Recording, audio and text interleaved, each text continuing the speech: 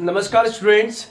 आज जो है कि आप सभी के बीच में लेकर के आया हूं क्लास 11th। आप देख सकते हैं क्लास 11th का 2023 का क्वेश्चन पेपर, ठीक है ना। और ये हिंदी क्वेश्चन पेपर है, पेपर 1 हिंदी कोर ए, ठीक है ना। कैसा क्वेश्चन आता है हिंदी का, अगर आप एक बार देख लेंगे प्रीवियस ईयर का क्वेश्चंस जो मैं अभी बता रहा हूं, अगर आप देख लेंगे तो विश्वास मानिए आधा कामयाबी आपके कदम चूमेगी। मतलब कि आप कहने का मतलब आपका एग्जाम अच्छा जाएगा 2024 वाला, ठीक है ना।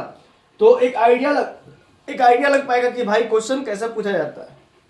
देखिए ये आपका जो है कि टोटल पेजेस जो होता है 16 पेज होता है क्वेश्चन में, ठीक है ना। ये साइंस के लिए भी है, कॉमर्स के लिए भी है, आर्ट्स के लिए भी है। ये हिंदी जो है साइंस के लिए भी है, कॉमर्स के लिए भी, आर्ट्स के लिए भी है, ठीक है ना। HNA कहते हैं इसको। तो हिंदी कोर ए एमसीक्यू टाइप्स क्वेश्चंस पूछे जाते हैं। 40 नंबर फुल मार्क्स होता है, ठीक है ना। 40 नंबर फुल मार्क्स होता है, बहुत ही आसान क्वेश्चंस आता है। 1 घंटा आपको समय मिलेगा, ठीक है ना। फुल मार्क्स 40 रहेगा। कुछ जनरल इंस्ट्रक्शन है, ये सब आप पढ़ लीजिएगा, ठीक है ना। ये जरूरी है, ये सब आप पढ़ लीजिएगा। बाद में हम सीधा क्वेश्चन पे आते हैं कि क्वेश्चन कैसा आता है और उनके सॉल्यूशंस पर हम लोग आते हैं, ठीक है ना। देखिए सभी एक एक नंबर का क्वेश्चन रहेगा, एक एक नंबर का। प्रत्येक प्रश्न की अधिकतम अधिमानता 1 अंक ही है। गलत उत्तर के लिए अंक नहीं काटा जाएगा, ठीक है ना। क्लियर है कॉन्सेप्ट। 40 क्वेश्चंस रहेंगे।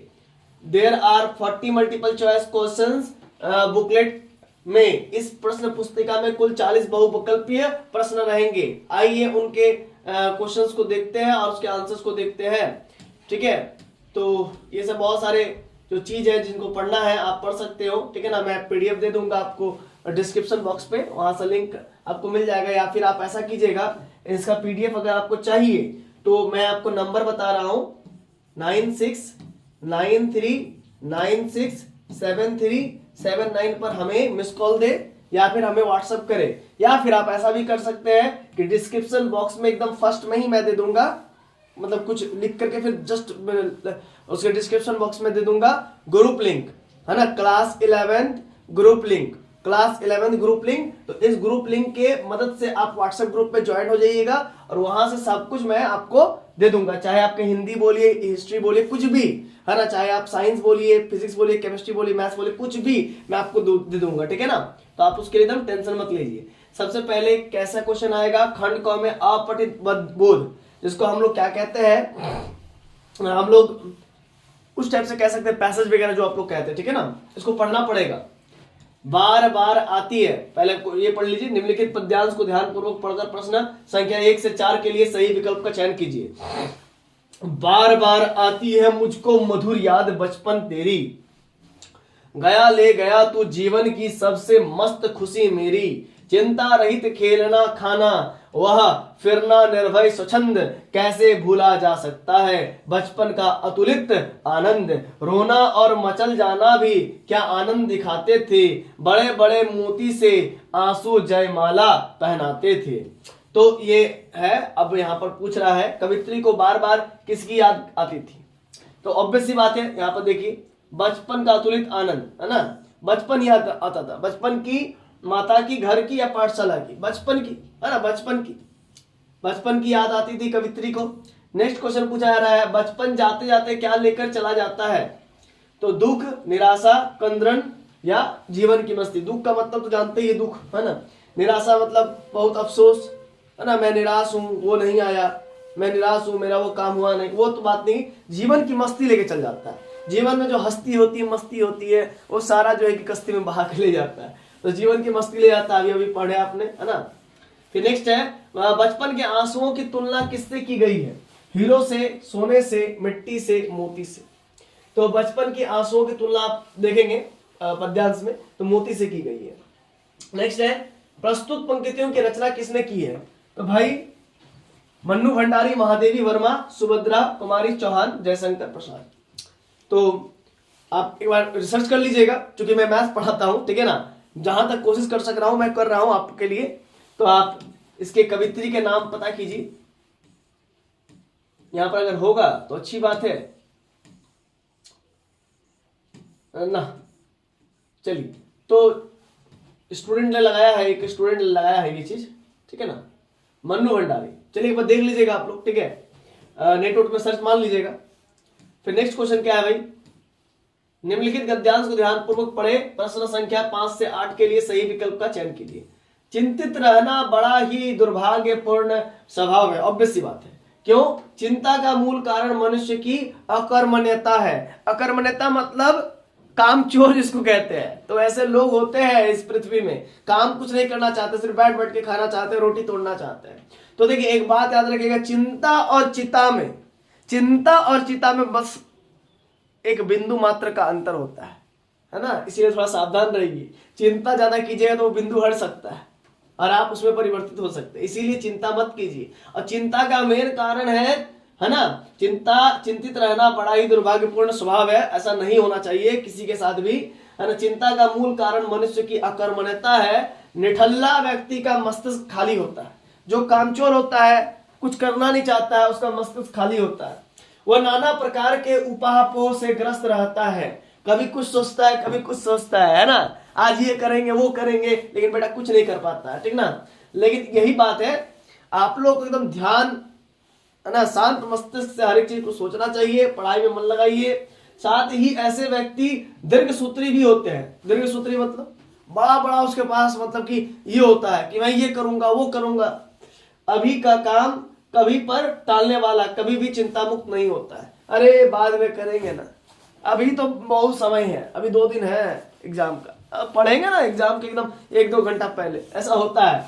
कहीं कोई बच्चा बोलता है अरे 1 महीना है, अभी रुक जाओ, पढ़ेंगे आराम से, 15 दिन पहले स्टार्ट करेंगे, ऐसा होता है। मैं बहुत बच्चे को पढ़ाता हूँ, 15 दिन पहले से स्टार्ट करेंगे ना सर, हो जाएगा, आप इंपॉर्टेंट दे दीजिएगा।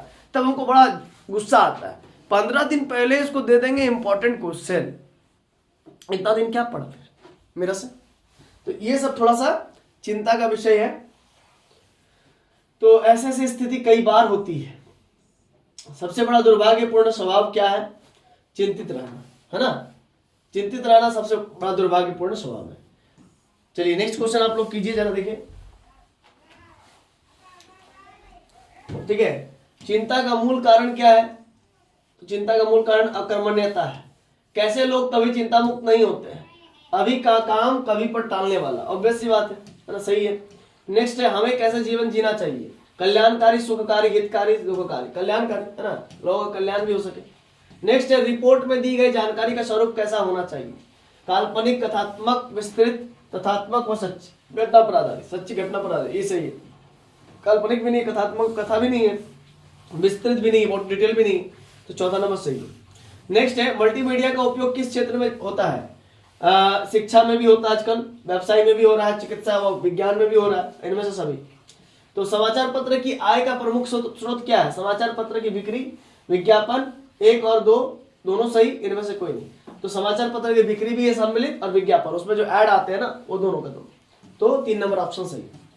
नेक्स्ट है बाबू, अपने से छोटों को पत्र में क्या संबोधन किया जाता है? पूजनीय, महोदय, चिरंजीवी या महाशय। चिरंजीवी, है ना। पूजनीय तो बड़े को किया जाता है, महोदय तो उच्च आला अधिकारियों को किया जाता है, या फिर कोई भी अधिकारी, जैसे कि आपके टीचर भी हो जाए, है ना, शिक्षक भी हो जाए, तो महोदय का आप इस्तेमाल कर सकते हैं। लेकिन चिरंजीवी मतलब छोटे बच्चों को किया जाता है, मतलब आप अपने से छोटे को, ठीक है ना। जनसंचार का सबसे नया और लोकप्रिय माध्यम भाई इंटरनेट है, इसके अलावा और कुछ नहीं है आज के जमाने में। इंटरनेट सबसे लोकप्रिय माध्यम है, सबसे ज्यादा। उल्टा पिरामिड शैली का प्रयोग निम्न में से किस लेखन में होता है? पत्र लेखन में, निबंध लेखन में, समाचार वाचन में, समाचार लेखन में। उल्टा पिरामिड शैली का प्रयोग निम्न में से किस लेखन में होता है? आप एक बार इसको देख लीजिएगा, ठीक है ना। मेरे को ये वाला कंफर्म नहीं है, ठीक है ना, क्योंकि मैं हिंदी नहीं पढ़ाता हूँ भाई, मैं मैथ्स पढ़ाता हूँ, ठीक है, ऑब्वियस सी बात। क्लास 11-12 का मैथ्स पढ़ाता हूँ और ग्रेजुएशन का पढ़ाता हूँ, पीजी का भी पढ़ाता हूँ, ठीक है। पर आप देख लीजिएगा इस चीज को, ठीक है। उल्टा पिरामिड शैली का प्रयोग निम्न में से किस लेखन में होता है? हालांकि बच्चे ने लगाया है समाचार लेखन में, आप एक बार चेक कर लीजिएगा नेट वगैरह से। विचारों के आदान प्रदान को निम्न में से सबसे प्राचीन शैली कौन सी है? इंटरनेट तो नहीं था पहले, फैक्स भी नहीं था पहले, टेलीफोन तो नहीं था, पत्राचार था। पत्र ले आता था एक जगह से दूसरी जगह, लोग ले जाते थे, फिर धीरे धीरे कबूतर को सिखाया गया ले जाने के लिए, तो पत्राचार। फीचर लेखन की विशेषता नहीं है ना, मनोरंजन करना, सूचनात्मक, नीरस शोध रिपोर्टिंग या तय ढांचा का अभाव। फीचर लेखन को विशेषता नहीं है, एक बार आप इसको भी देख लीजिएगा, ठीक है ना। मैं देखिए, मैं जस्ट यहाँ पर आया हूं आपको चीजों को बताने के लिए भाई कि क्वेश्चन कैसा आता है, ठीक है। पत्रकारिता शब्द का आरंभ किस विधा से हुआ है? रेडियो, दूरदर्शन, कलाकार, समाचार पत्र, पत्रकारिता। इसको भी आप एक बार चेक कर लीजिएगा, है ना। मेरे ख्याल से समाचार पत्र होने चाहिए। लोकतंत्र के अविभाज्य अंग के रूप में किसे जाना जाता है? पत्रकारिता, साहित्य लेखन, अध्ययन, रोजगार। पत्रकारिता सही है, लोकतंत्र का अविभाज्य अंग, है ना। अगर पत्रकारिता नहीं रहेगा, क्योंकि आपको मालूम है लोकतंत्र का जो एक अंग होता है जिसको हम लोग कहते हैं पिलर्स, तो लोकतंत्र का एक पिलर में पत्रकारिता भी आता है, ठीक है ना। पत्रकारिता का हटा दिया जाए तो लोकतंत्र जो है कि नेस्तनाबूत हो जाएगी, फिर लोकतंत्र नहीं रहेगा, फिर से राजतंत्र हो जाएगा। निम्नलिखित पद्यांश को ध्यानपूर्वक पढ़कर प्रश्न 19 से 22 के लिए सही विकल्प कीजिए चयन। पांचवा मैं हूं अभागा, जिसे सोने पर सुहागा, पिताजी कहते रहे हैं, प्यार में बहते रहे हैं। इन पंक्तियों के कवि कौन है? तो भवानी प्रसाद मिश्र। एक बार आप इसको चेक कर लीजिएगा नेट में। पांचवा मैं हूं अभागा, जिसने सोने पर सुहागा। सोने पर सुहागा का क्या तात्पर्य है? दूसरे से बेहतर होना, भाव में विभोर हो जाना, सबसे प्यारा होना, इनमें से सभी, है ना। इनमें से सभी होगा, तो बताया ना आपको। मतलब सोने पे सुहागा मतलब दूसरों से बेहतर होना, ऑब्वियस सी बात है। भाव में विभोर, है ना। तो ये सब बातें हैं। सबसे प्यारा होना भी हो सकता है, ठीक है। नेक्स्ट है, पांचवें का नाम लेकर पंक्ति में पांचवा कौन है? स्वयं कवि है, ठीक है। कवि को सोने पर सुहागा कौन रहता है, कौन कहता है? पिता, ठीक है। गोपाल शब्द का प्रयोग किसके लिए किया गया है? कृष्ण को ही बोलते हैं, है ना। राम को तो बोलते नहीं गोपाल, कृष्ण को बोलते हैं। तो पथिक कविता में कवि अपनी प्रिया को क्या पढ़ने हेतु कहता है? विश्व को मोहित करने वाली कहानी, या प्रेम कहानी, या प्रेम पत्र। भारत को मोहित करने वाली कहानी, तो विश्व को मोहित करने वाली कहानी। भवानी प्रसाद मिश्र मुख्यतः आस्था रखते थे गांधीवाद विचार पर, ठीक है। चिराग मैसर दरखत किस भाषा के शब्द है? उर्दू के, ठीक है ना। चंपा का पिता क्या है? तो गवाला, वो चेक कर लीजिएगा इसको भी आप, चंपा का पिता गवाला। नेक्स्ट है, निम्नलिखित गद्यांश को ध्यानपूर्वक पढ़कर प्रश्न संख्या 28 से लेकर के 31 के लिए सही विकल्प का चयन कीजिए। हॉर्टिकल्चर डिपार्टमेंट का सेक्रेटरी साहित्य प्रेमी आदमी जान पड़ता था। उसने लिखा था, आश्चर्य है इस समय जब हम पेड़ लगाओ स्कीम ऊंचे स्तर पर चला रहे हैं। आइए, हमारे देश में ऐसा सरकारी अफसर मौजूद है जो पेड़ों को काटने का सुझाव देते हैं, और वह भी एक फलदार पेड़ को, और वो भी जामुन के पेड़ को, जिसके फल जनता बड़े चाव से खाती है। हमारा विभाग किसी भी हालत में इस फलदार वृक्ष को काटने की इजाजत नहीं दे सकती है, या नहीं दे सकता है। इस गद्यांश के लेखक कौन है भाई?